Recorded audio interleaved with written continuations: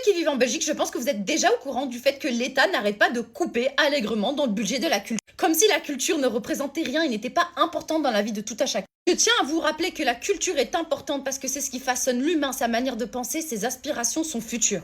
Ce qui nous permet à tout à chacun de penser notre monde et de surtout continuer à imaginer. On sous-estime très souvent le fait que la culture permet un esprit critique.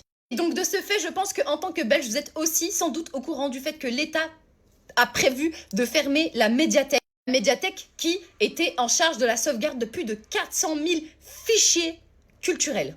Et qui, par la même occasion, vont pousser plus de 50 employés à se retrouver du jour au lendemain sans emploi, en sachant à quel point le marché actuel de l'emploi est catastrophique. Et d'ailleurs, je tiens à le rappeler que c'est à cause de la droite, tout ça. Fermer la médiathèque, ça ferme les portes à la culture, à une culture qui est gratuite et accessible à tous. Un espace neutre où tu peux te cultiver et faire des projets de recherche sur tous les sujets sans qu'on vienne t'embêter ou sans qu'on vienne guider et influencer tes recherches.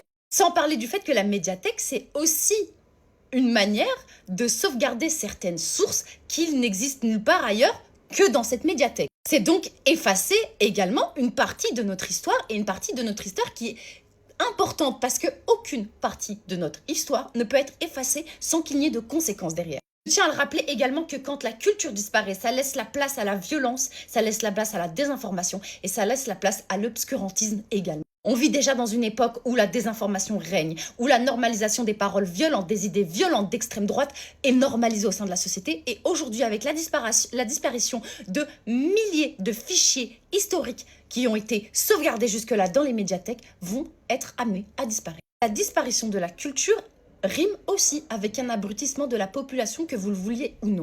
Celui qui ne prend pas conscience de son passé est mené à reproduire les mêmes erreurs. Et c'est exactement ce que l'État est en train de faire. Sans parler encore une fois de cette cinquantaine de personnes qui du jour au lendemain vont être poussées et être mis volontairement dans une situation de précarité au profit de la destruction de notre mémoire collective.